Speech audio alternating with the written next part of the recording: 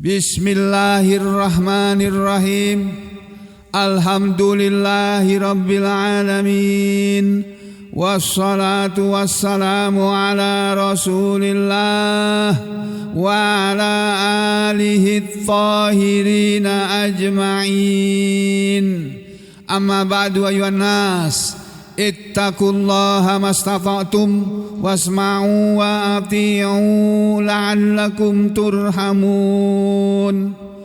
Segenap muslimin rahimakumullah, baik yang berada di dalam masjid ini maupun yang ada di luar sana yang menyimak apa yang disampaikan di sini, mari kita awali kegiatan hidup kita sehari-hari dengan terlebih dahulu membaca barang 1, 2, 3 ayat Al-Quran, dan kalau bisa ditambah dengan barang 1, 2 hadis Nabi Muhammad sallallahu alaihi wasallam. Karena pedoman hidup kita, pegangan hidup kita itu adalah Al-Islam, agama Islam yang sumber hukumnya ada 2 yang utama. Pertama kitabullah Al-Quran, yang kedua sunnah Rasulullah atau Al-Hadis. Jadi kita hidup harus menyesuaikan diri dengan kedua pegangan tersebut. Kita mau apa-apa itu tanya dulu kepada Al-Quran. Boleh enggak aku melakukan seperti ini? Kalau di Al-Quran tidak disebutkan, tanya kepada hadis, tanya atau cari di hadis, apakah ada saya mau melakukan perbuatan seperti ini, apakah diperbolehkan, ada contohnya dari hadis Nabi Muhammad sallallahu alaihi wasallam ataukah tidak. Jadi begitu. Apalagi urusan ibadah mahdoh, ibadah yang sudah ditentukan tata caranya, baik itu sholat atau itu ibadah haji, ibadah umroh, ibadah membayar zakat, ya, ibadah membaca Al-Quran, ibadah puasa dan sebagainya. Tata caranya harus mengikuti benar-benar apa yang telah dituntunkan atau dicontohkan oleh Rasulullah sallallahu alaihi wasallam. Kalau tidak begitu, amalan kita tidak akan diterima oleh Allah. Syarat diterimanya amalan adalah 1, amalan yang kita berbuat itu, syarat diterimanya amalan oleh Allah Subhanahu wa taala itu 1, amalan itu harus berdasarkan syariat Islam. Harus mengikuti aturan atau syariat Islam, ada dalam kitab Allah Al-Quran atau ada dalam hadis Rasulullah atau As-Sunnah. Kalau tidak ada, maka Nabi kita pernah mengatakan, man amila amalan laisa alaihi amruna fahuwa raddun, kata beliau. Man amila, barang siapa mengamalkan amalan, sesuatu amalan, laisa alaihi, tidak ada padanya, amruna, perintah kami, perintah Allah dan Rasulnya, fahuwa raddun, fahuwa radd, maka dia amalan itu tadi tertolak, ditolak, artinya tidak diterima oleh Allah. Udah capek-capek kita beramal tapi tidak ada pahalanya dari Allah. Loh, kan capek, percuma kita. Makanya kita mengaji ini bukan untuk bersombong-sombongan, bukan untuk pameran, bukan untuk supaya kita disebut sebagai orang alim atau orang baik, bukan untuk disebut sebagai orang soleh, bukan. Kita mengaji niatnya adalah ikhlas karena Allah. Kita ingin apa yang kita lakukan pada setiap pagi ini disaksikan oleh Allah, dilihat oleh Allah dan disaksikan oleh para malaikat Allah yang ada di kanan kiri kita. Lalu dicatatlah apa yang kita lakukan pada pagi hari ini dan setiap paginya, setiap saatnya, dan untuk kemudian di hari kiamat nanti akan dibongkar semuanya, diuraikan, diusut satu persatu, seperti yang akan diceritakan dalam surat Al-Kahfi nanti. Jadi bapak-bapak, ibu-ibu dan saudara sekalian, kita awali kegiatan kita dengan membaca ayat-ayat Al-Quran. Kemarin sudah disampaikan ayat yang ke-29, tapi karena rekamannya terhapus, terpaksa saya ulangi ya. Ulangi sebentar saja. A'udzu billahi minasy syaithanir rajim.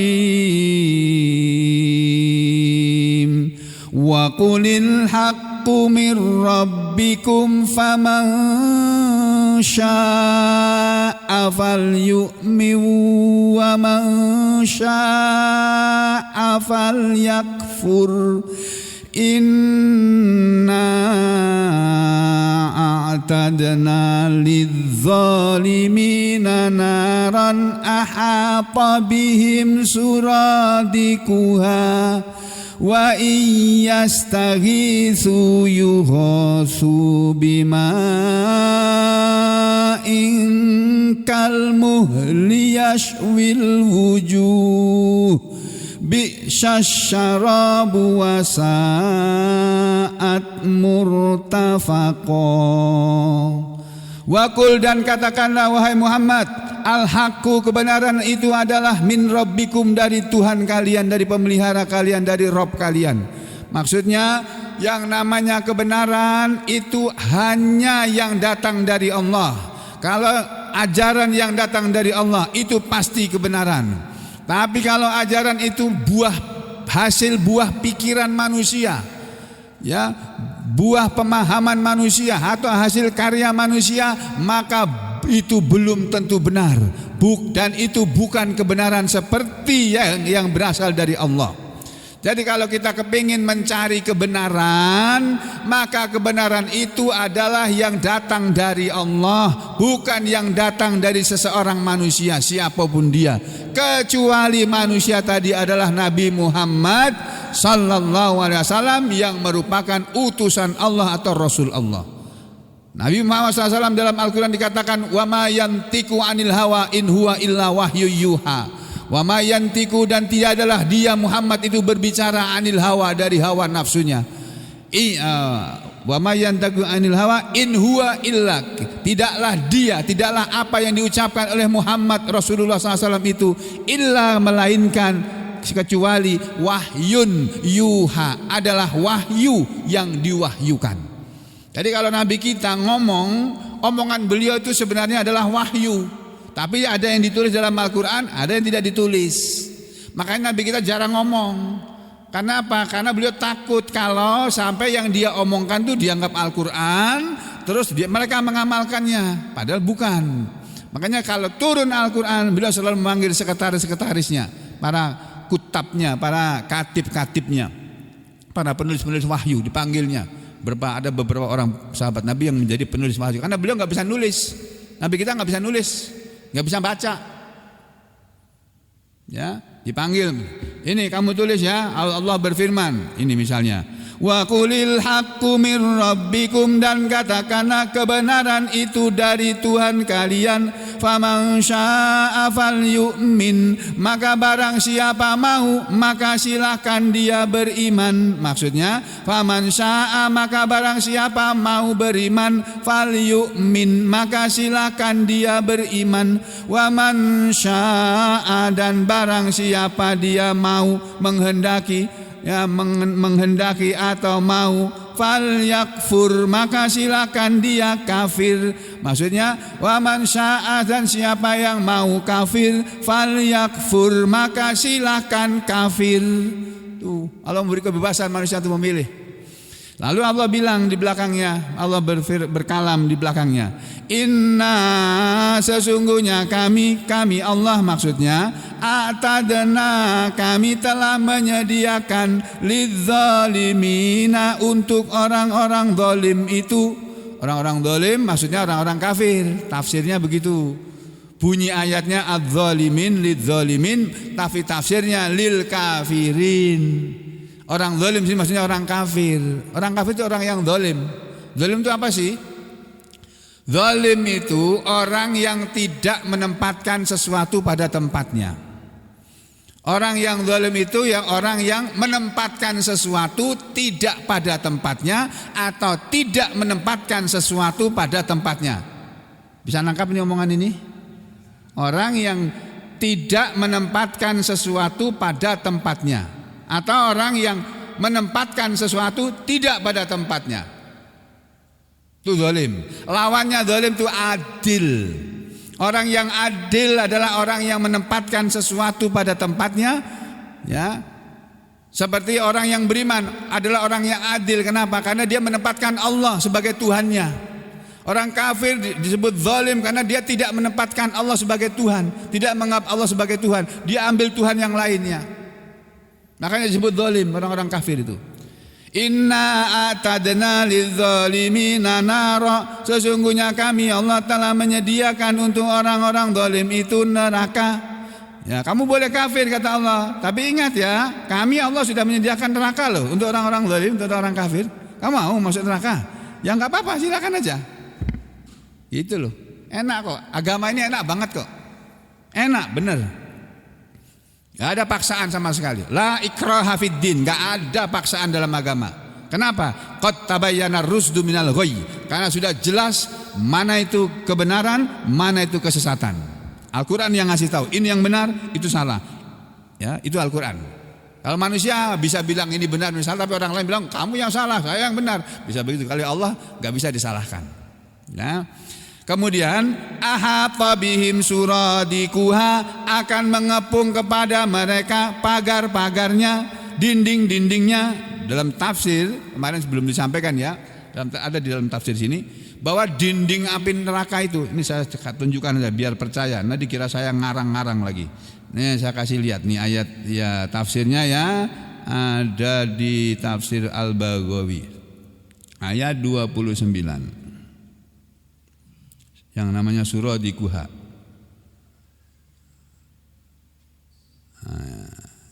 Nih.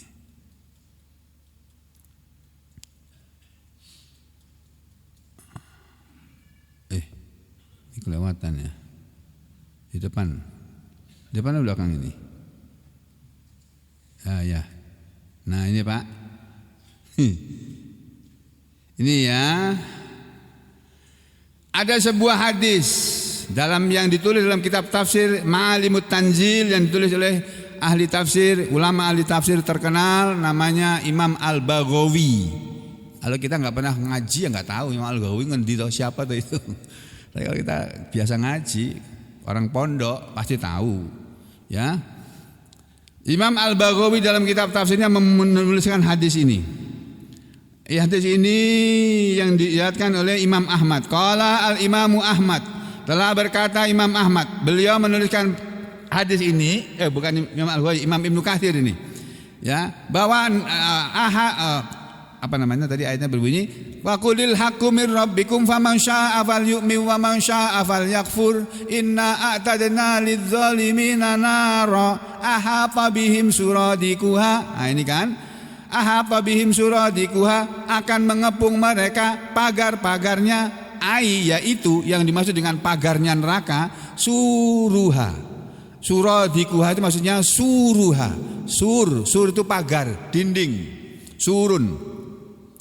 Terus diterangkan dalam hadis, qala al-Imamu Ahmad, telah berkata Imam Ahmad. Jadi hadis ini diwakilkan Imam Ahmad dengan sanad yang lengkap. Ini haddatsana Hasan bin Musa.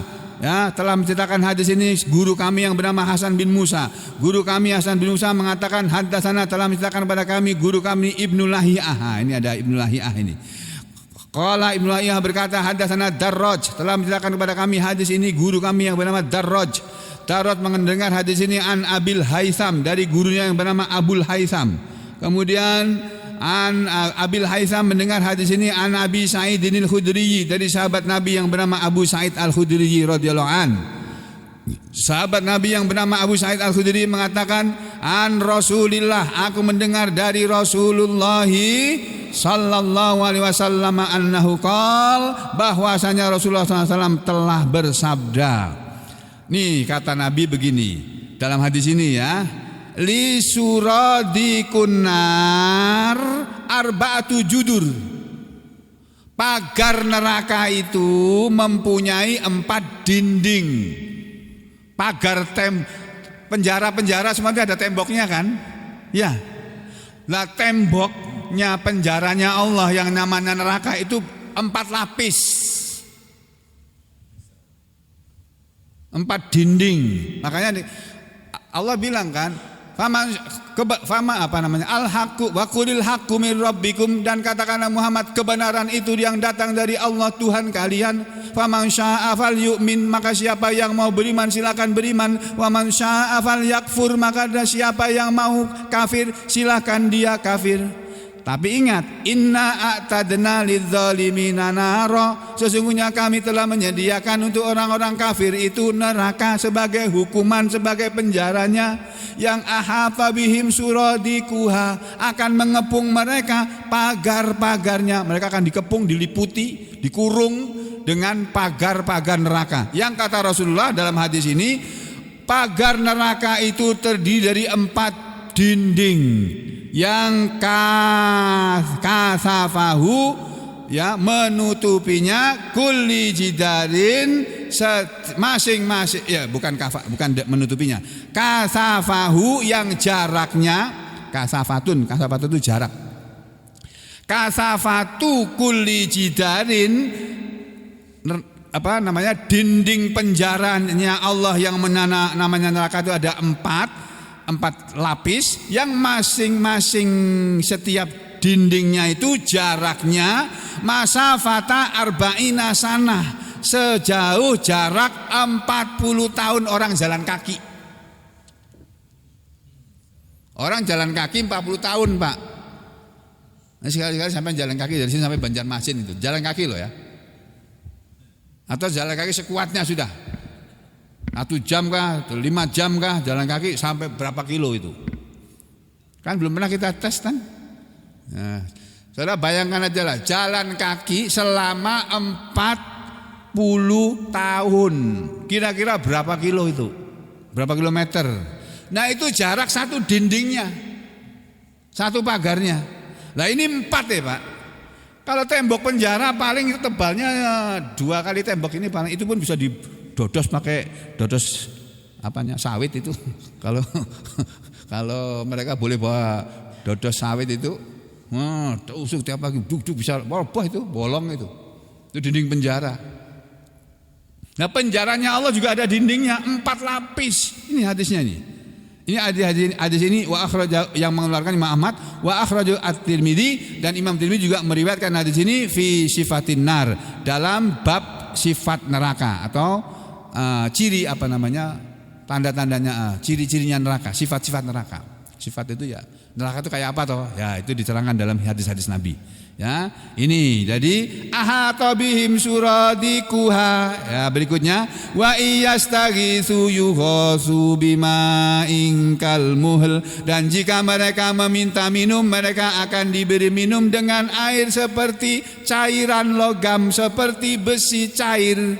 Yasbil wujuh, besi cair itu pasti akan menghanguskan wajah-wajah manusia. Bi'sas syarab, itu adalah seburuk-buruk minuman. Seburuk-buruk minuman ya minuman neraka. Nah, cairan logam ya, Pak. Mendingan air panas. Air panas aja nggak enak, Pak. Kalau mau nyoba nanti sampai pulang masak air mendidih 100 derajat Celcius itu, taruh dalam cangkir, minum gitu, coba. Kalau nggak rontok itu mulut, ya. Itu baru air. Nah, ini cairan logam ini. Nah, makanya Allah mengatakan bi'sas syarab, minuman neraka itu adalah seburuk-buruk minuman. Beda dengan minuman yang kita minum sehari-hari. Paling enggak setiap hari kita minum air mineral, atau air putih, atau kopi. Ya suka kopi itu, atau susu, atau apa saja minuman-minuman yang lain itu. Itu enak. Kalau di neraka enggak ada lagi kayak begitu. Makanya orang-orang kafir ini mereka minum minuman, pakai minuman keras, pakai minum anggur, macam-macam itu, minuman vodka dan sebagainya yang mahal-mahal itu. Diberi kebebasan dari Allah, ya sudah biarin kamu puas-puasan aja kamu. Nah, ini kamu tahu sudah akibatnya sudah. Kalau sudah sampai di akhirat beda dengan dunia ini, bertolak belakang dunia dengan akhirat ini. Ya, kemudian Allah bilang lagi wasaat murtafaqah, dan neraka itu adalah seburuk-buruk tempat tinggal, tempat pulang, tempat kembali, tempat istirahat, tempat menetap. Karena di akhirat itu, Pak, hanya ada 2 tempat saja. Farik, manusia nanti di akhirat itu hanya berada di dua tempat saja. Farikun fil jannah, sebagian manusia, sekelompok manusia akan berada di surga. Wa farikun fis sa'ir, dan satu kelompok lagi ada dalam neraka sa'ir. Saudara mau milih mana terserah. kalau aku mau sarankan, pilihlah surga.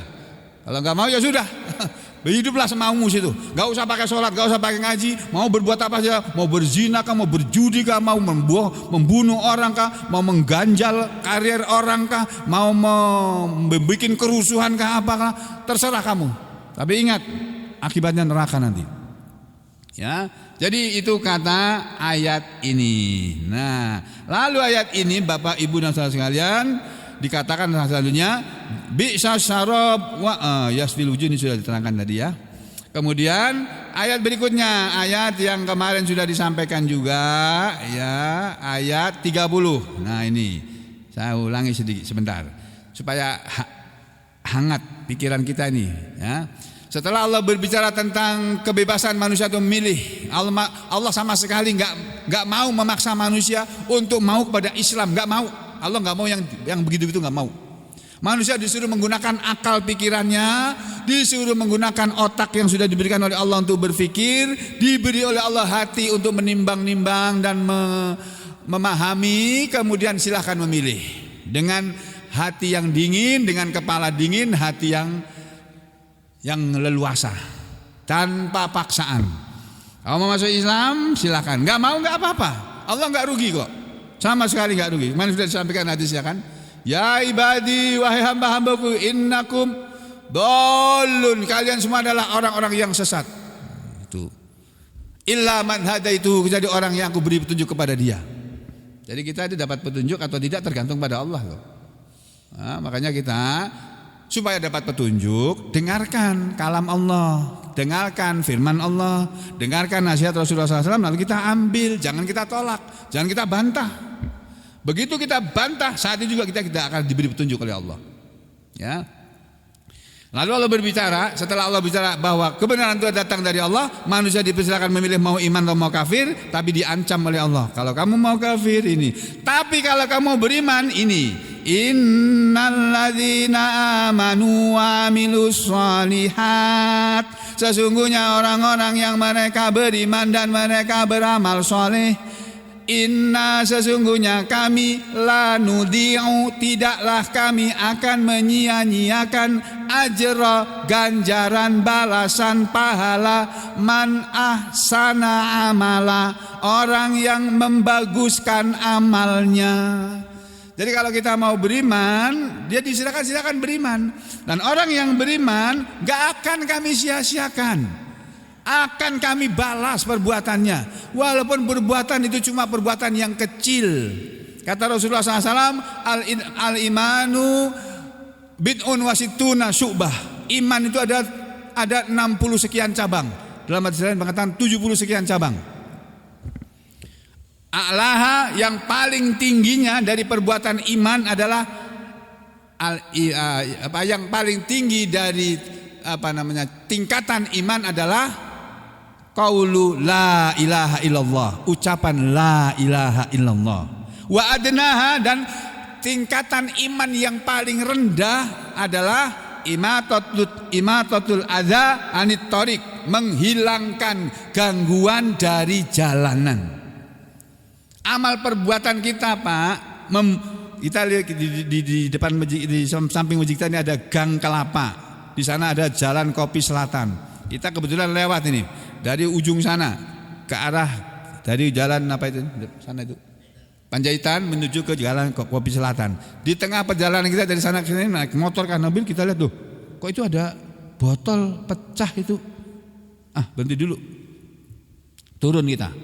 Bahaya nih kalau kena kaki orang, kaki anak, kena sepeda motor, bocor ban ini.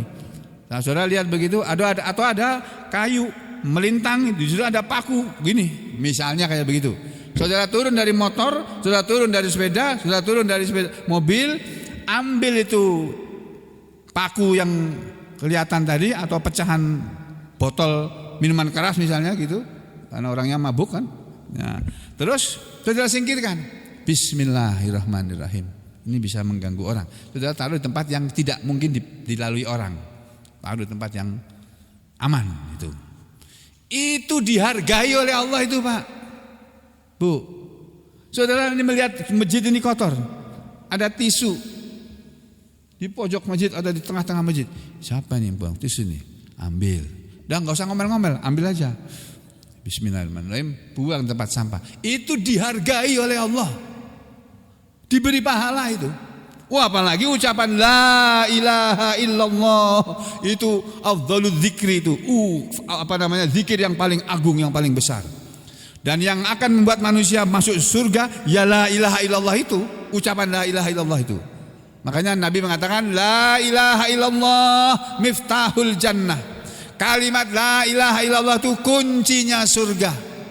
Siapa yang mengucapkan kalimat la ilaha illallah, dia pasti masuk surga. Walaupun di antara mereka akan ada yang masuk neraka dulu karena korupsi, ya, karena memakan uang rakyat, karena menipu sana sini, karena hutang nggak dibayar, misalnya kayak begitulah, dan sebagainya dan sebagainya. Terpaksa mampir ke neraka dulu, tapi nanti akan dikeluarkan di neraka juga. Tapi kalau sampean mau, ya jangan begitulah. Nabi kita mengajari kita supaya menjadi orang yang beriman dan masuk surga itu langsung, nggak pakai mampir ke neraka walaupun cuma sebentar. Itu yang Nabi ajarkan. Makanya Nabi mengatakan ittaqun nar, jagalah diri kamu dari neraka walau bisikin minat tamroh, walaupun dengan hanya sedekah separuh dari biji kurma. Kamu harus sedekah. Walaupun kamu cuma sedekah separuh biji kurma nih, kamu punya kurma 1, kamu makan 1 juga nggak kenyang. Kamu makan separuh, yang separuh kamu kasihkan yang nggak punya biji kurma sama sekali. Kamu nggak punya makanan, nggak punya, ya kita bagi 2 ya. Ini sama-sama, ini kita bagi 2, kamu separuh, saya separuh. Sama-sama nggak kenyang, kita makan 1 biji kurma nggak kenyang, separuh juga kenyang. Tapi kalau kita mau berbagi, Pak, surga menuntut menanti kita. Masya Allah. Itu cuma sedekah separuh biji kurma, apalagi sedekah 1 ton kurma.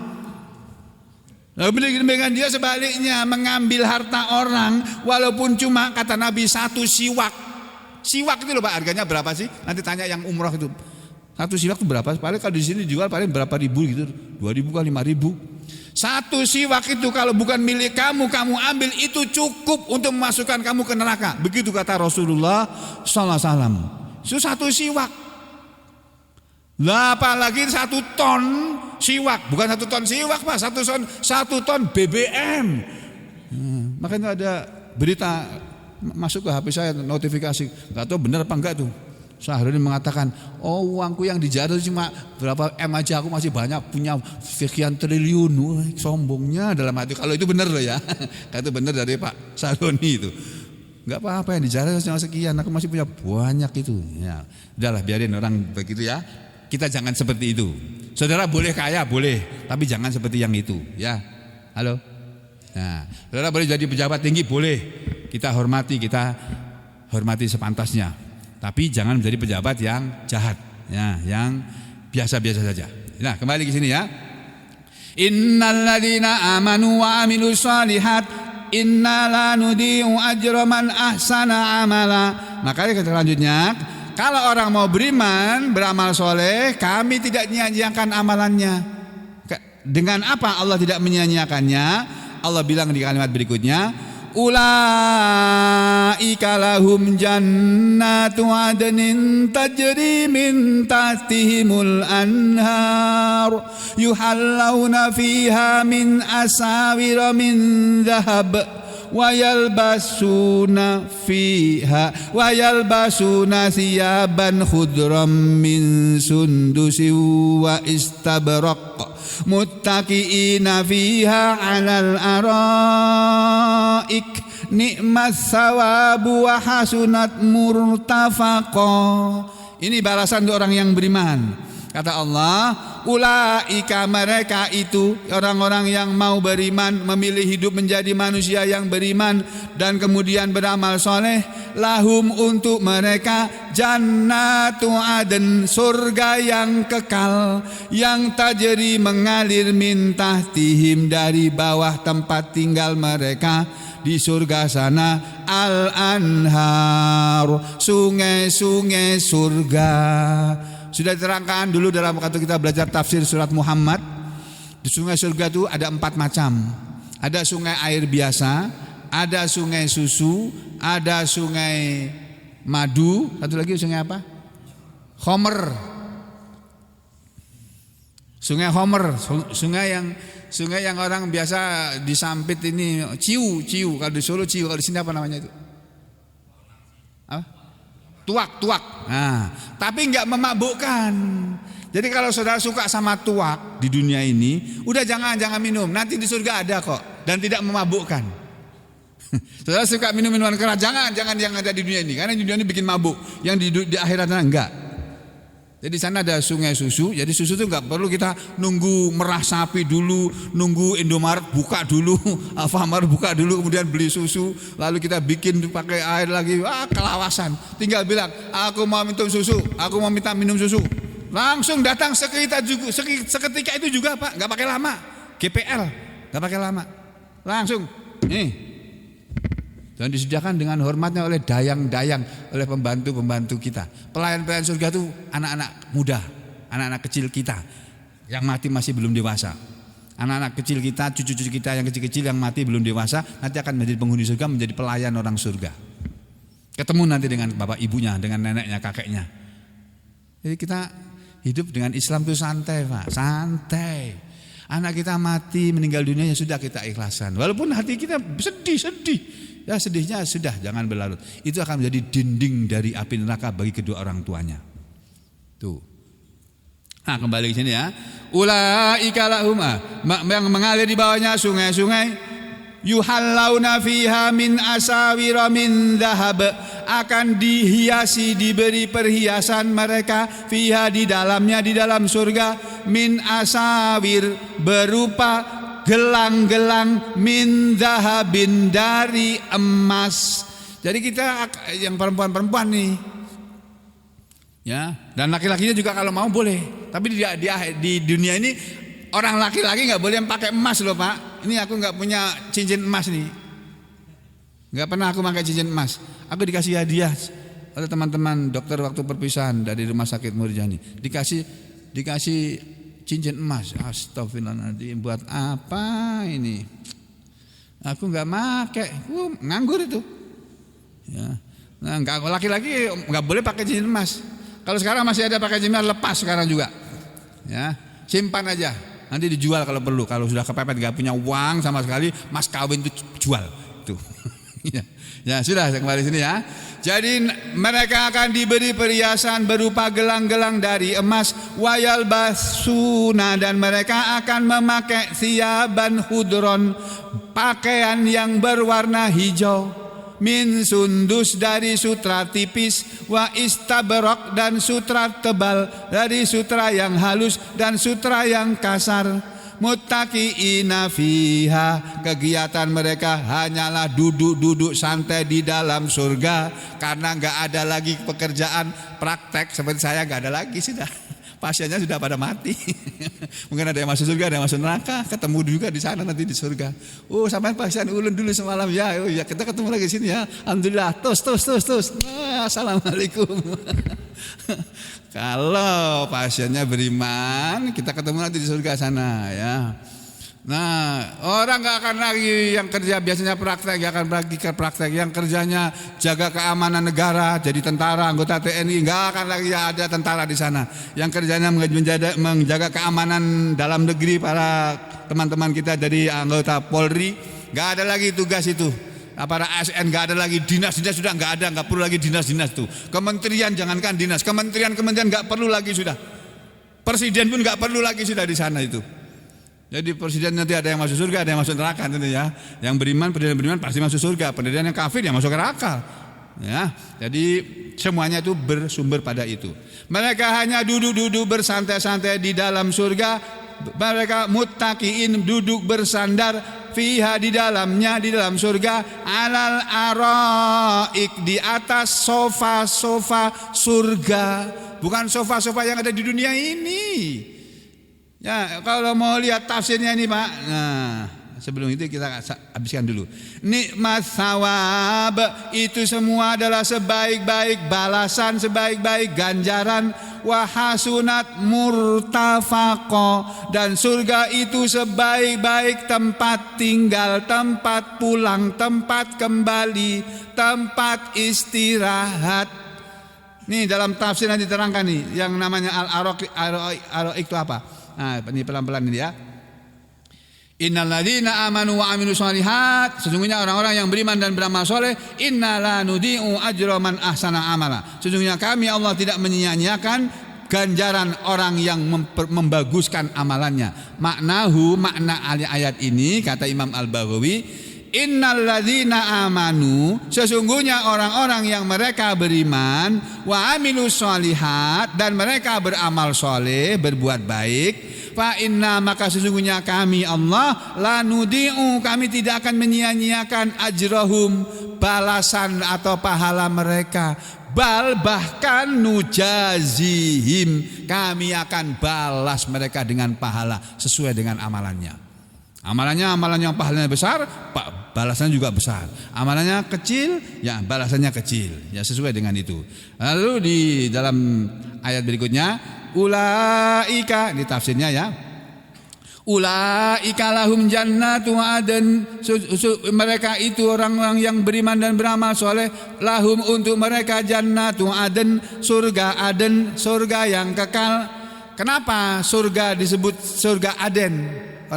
Orang Kristen yang saya tahu, saya baca Alkitab mereka, surga Aden, dalam kitab suci mereka itu ada tulisan surga Aden. Kitab Injilnya orang-orang Kristen itu saya pernah baca, karena seperti saya sering ceritakan, saya SD Kristen, saya lulusan SD Kristen, lulusan SMP Kristen, lulusan pernah di SMA Katolik. Jadi ajaran Kristen Protestan maupun Kristen Katolik aku menguasai semua itu. Ya, dan punya kitabnya sampai sekarang. Aku masih kusimpan karena dikasih, bukan karena beli. Kalau beli nggak mau aku, tadi dikasih ya simpan aja, nggak perlu, nggak dibaca lagi. Ya, jadi mereka itu, untuk mereka surga yang kekal, sumiat adenan, surga dinamakan kekal, disebut sebagai surga yang kekal. Kenapa? Lihuludil mu'minina fiha, karena kekalnya orang-orang beriman di dalamnya. Jadi orang-orang yang beriman, bapak-bapak, ibu-ibu dan saudara sekalian, nanti akan berada di dalam surga itu kekal selama-lamanya. La yabghuna anha hiwala, sudah lewat ayatnya. Mereka tidak menginginkan berpindah di dalam surga itu, enggak mau pindah tempat, enggak mau.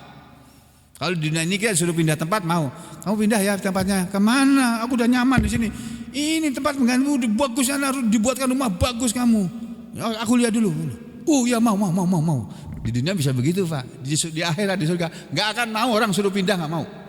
Itu, ya. Kemudian tajri min tahtihimul anharu yuhallawna fiha min asawir min dhahab. Ya, mereka akan berada di dalam surga yang mengalir di bawah tempat tinggal mereka yang ada di surga, sungai-sungai surga, dan mereka akan diberi perhiasan berupa gelang-gelang yang terbuat dari emas. Itu ini diterangkan di sini. Qala, berkatalah ahli tafsir Sa'id bin Jubair, ini dari kalangan tabi'in. Sa'id bin Jubair ini kalau tidak salah ingat muridnya sahabat Ibnu Mas'ud radhiyallahu anhu. Kata ahli tafsir Sa'id bin Jubair, penghuni surga itu yuhalla, akan diberi perhiasan, kullun, masing-masing, ya, kepada setiap orang, kullu wahidin, bukan kullun ya, kullu wahidin minhum, ini salah ketik ini, mestinya bukan kullun. Yang ngetik bukan saya nih, Pak, yang ngetik enggak tahu siapa.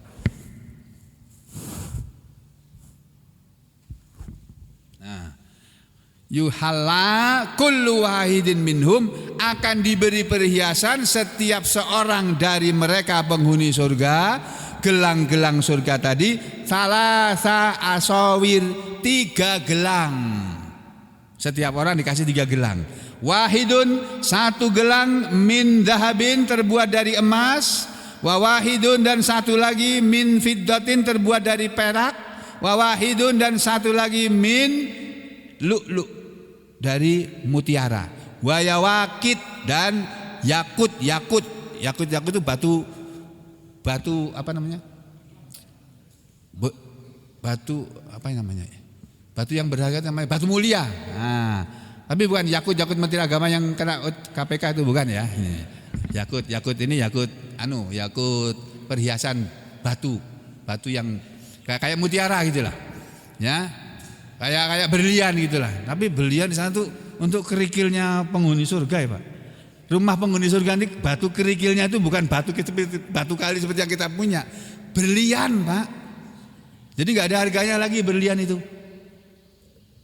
Makanya kita di dunia ini hidup apa adanya sajalah. Allah beri kita rezeki seberapa kita terima, kita syukuri. Allah beri kita rezeki banyak, kita banyak bersyukur kepada Allah. Diberi rezeki sedikit pun kita tetap bersyukur kepada Allah. Supaya apa? Supaya nanti Allah menghargai, syukur kita itu dihargai oleh Allah. Ya, jangan mengingkari nikmat Allah. Ya, mereka akan memakai pakaian yang hijau yang terbuat dari sutra tipis, ini sundus, wa huwa maraqqa minad dibaj. Dia adalah apa yang lembut dari sutra yang lembut yang tipis. Wa istabrak, wa huwa, dan istabrak adalah ma ghaludha min, apa yang tebal dari sutra. Muttaqiina fiha, mereka duduk-duduk bersantai di dalam surga, duduk-duduk bersandar di dalam surga. Ya, fiha maksudnya fil jinan, di dalam surga. Yang tadi dalam surat Ar-Rahman ibadah imam kita apa namanya? Ada surga kan ada orang beriman dapat 2 surga gitu ya. Itu maksudnya ada 2 bagian surga yang semuanya semuanya terbuat dari emas semuanya. Ada yang satunya lagi terbuat dari perak semuanya gitu. Alal araik, mereka duduk bersandar di atas dipan, di atas sofa-sofa surga. Ini perhatikan nih.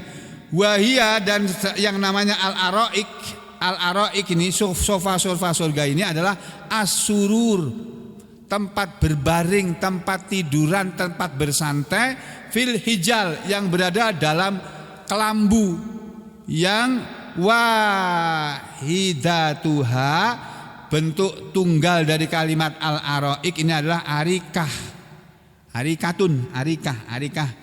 itu sofa. Nah, al-araik itu sofa ya. Nikmat sawab, sofa surga dan semua yang ada di surga itu adalah sebaik-baik balasan, ai nikmal jaza. Wa hasunat murtafaqo, dan surga itu sebaik-baik tempat tinggal. Murtafaqon ai maksudnya yaitu majlisan, tempat duduk, wa maqarron, dan tempat menetap. Tuh surga apa? Ini dalam tafsir Al-Baghawi. Kita lihat dalam tafsir Ibnu Katsir ya, ada keterangan tentang araik. Nah, ini al-araik ini ya, dalam kitab tafsir Ibnu Katsir diterangkan al-ittija, tempat berbaring. Wakila at-tarabbu, dan dikatakan tempat duduk bersila. Fil julus, pada waktu duduk. Terus nikmat sawab wa hasunat murtafaqo, itu semua adalah sebaik-baik balasan, dan surga itu adalah sebaik-baik tempat tinggal. Ya. Nah, ini murtafaqo itu artinya manjilan, tempat tinggal, makilan, tempat tidur siang, makoman, tempat tinggal juga. Kamakola, sama seperti firman Allah finnar, tentang neraka. Kalau neraka dikatakan bi'sas sarab wasaat murtafaqo, neraka itu seburuk-buruk, yang ada di neraka itu minumannya seburuk-buruk minuman, dan yang ada di neraka itu tempatnya saat murtafaqo, seburuk-buruk tempat. Nah, sebaliknya kalau surga hasunat murtafaqo, begitu Pak. Saya mau cari yang ini. Nah, ini diterangkan. Kemudian Allah menyebutkan sifat-sifat orang yang beriman dalam surat Al-Furqan ya. Tadi saya mau bilang apa namanya, tempat tinggal yang ada di surga itu tempat yang paling baik. Itu jelasnya nanti ketika kita mempelajari hadis-hadis Nabi yang menerangkan tentang sifatul jannah, sifat-sifat surga. Apa namanya, bentuknya surga itu kayak apa? Itu dalam hadis banyak hadisnya. Kita tinggal baca saja, lalu kita membayangkan, aduh nyamannya kalau di surga itu ya. Enggak pakai capek, enggak ada lagi kerja, enggak ada. Anda tidak mengambil hasil kita kerja waktu di dunia. Makanya mari kita bekerja yang baik, jadilah kita orang yang baik, yakni orang yang beriman, dan bekerjalah kita dengan pekerjaan yang baik, yaitu amal-amal soleh. Apapun itu kerjaan kita, selagi itu amalan atau pekerjaan yang baik, tetap kita kerjakan dengan niat karena dalam rangka menjalankan perintah Allah untuk bekerja mencari nafkah untuk keperluan keluarga kita masing-masing. Semoga kita semuanya ya, saya berharap pada Allah Subhanahu wa taala yang menyaksikan apa yang saya sampaikan pada pagi hari ini dan disaksikan juga oleh para malaikat yang ada di kanan kiri kita. Saya berharap pada Allah, ulun berharap pada Allah agar Allah memasukkan kita semua ke dalam Jannatul Firdaus. Dan kita bertemu bersama lagi nanti di Jannatul Firdaus yang tidak lagi mengenal suku, bangsa dan sebagainya. Yang kita kenal, kita sama-sama beriman dan kita sama-sama menjadi ahli surga.